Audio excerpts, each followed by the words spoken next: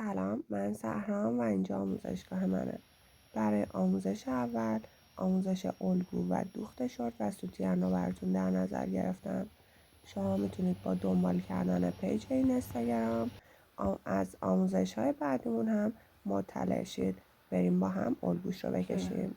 که نیاز داریم برای اینکه الگوی سوتینمون رو بکشیم این اندازه ها هستش. اولین اندازه دور زیر سینه هست. ببینید اینجا سینه، درسته؟ این قسمت رو با متر اندازه میگیریم، میشه دور زیر سینه‌تون. بعدی اندازه دور سینه است.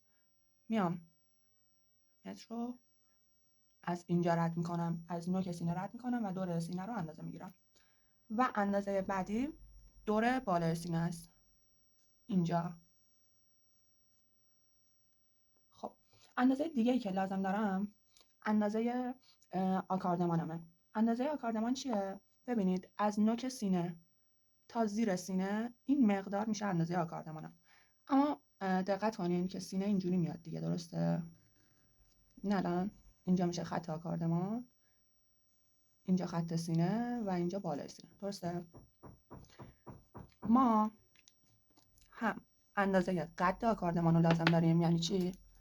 یعنی این فاصله رو، این مقدار رو، و هم اندازه حجم آکارد. حالا حجم سینه رو چجوری اندازه میگیرید؟ متر رو به صورت خوابیده از نوک سینه قرار میدین تا زیر سینه، به صورت خوابیده. دقت کنین، به صورت خوابیده میشه حجم آکاردمان. حجم آکاردمان رو منهای عدد 2 که ثابته میکنید و قد آکاردمان به دست میاد. خب بریم الگو رو با هم دیگه بکشیم. اولین اندازه‌ای که الان لازم دارم 1/2 دور زیر سینه است. خب زیر سینه رو اندازه زده بودید دیگه، 1/2 رو به دست بیارین منهای این عدد. این عدد چیه؟ ببینید میان غزنی که خریدین و اینطوری اندازه میزنید طولش رو، منهای طول غزنمون میکنیم. خب وقتی ما میخوایم سوتین رو ببندیم تقریبا همیشه روی این سومیه میبندیم دیگه، پس از اینجا اندازش میگیریم. الان مال من 3 سانتی متره، منهای 3 سانتی متر میکنم.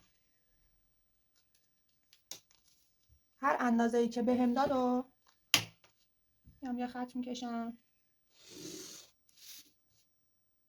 و اندازه رو روش علامت میزنم. نقطه 1 و 2 رو مشخص میکنم و خب از نقطه 1 میام به چه اندازه؟ دقت کنین. شما مثلا خب اگه برای خودتون میخواید بدوزید که میدونید سایزتون چنده. مثلا من این الگویی که دارم میکشم سایز 75.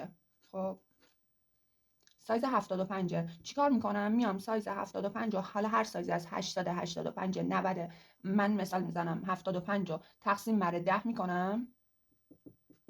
عددی که بهم میده 7.5، مثلا اگه 80 بود میداد 8. میام این عدد رو از نقطه 1 گونیا میکنم به سمت بالا.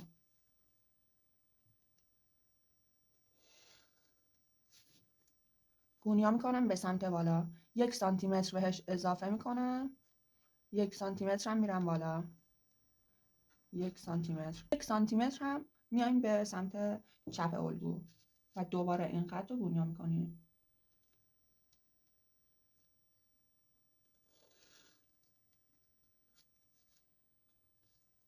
خب 1 سانتی متر بالا، 1 سانتی متر چپ و خطمو میکشم. حالا احتیاج دارم به کاپ سینه‌ای که خریدم، تهیه کردم. این نکته رو بهتون ببینید، نمیام اینو صاف بذارم.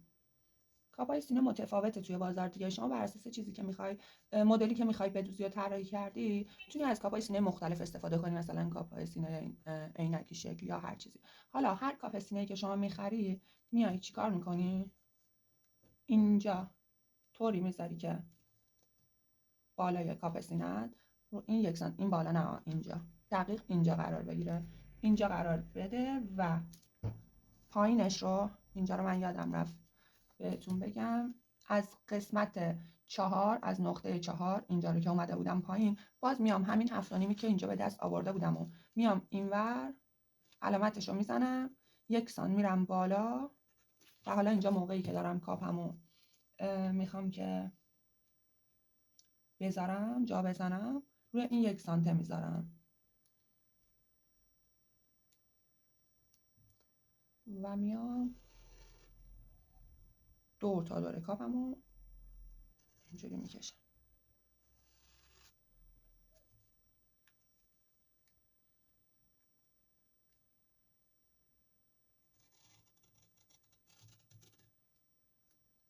خب همین راحتی.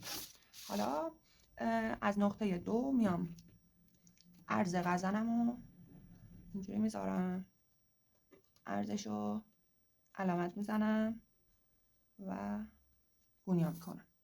از این نقطه‌ای که به دست آوردم میام وصل میکنم به این بالا و تقریبا وسطش رو به دست میارم و علامت میزنم. از اینجا 2.5 تا 3 سانت، 2 تا 3 سانت، حالا شکلی که میخواید طراحیش کنید خودتون، میام پایین داخل میشم و علامت میزنم. حالا میام و به اینجا وصلش میکنم.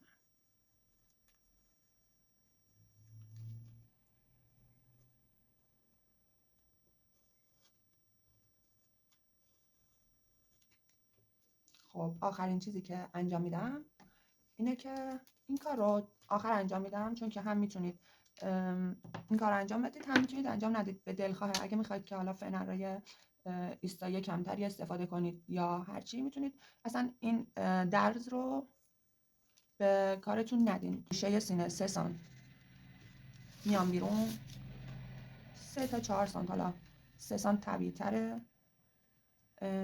و گونیا میکنم و این خطم هم میگم اگه لباس اسپورت تری میخواید، سوتیان اسپورت تری میخواید، میتونید اینو اصلا لحاظ نکنید. حالا میتونید هم این کار رو بکنید.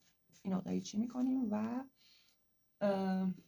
فنر پهلومون هم بهش اضافه میکنیم و همین به همین راحتی شما میتونید که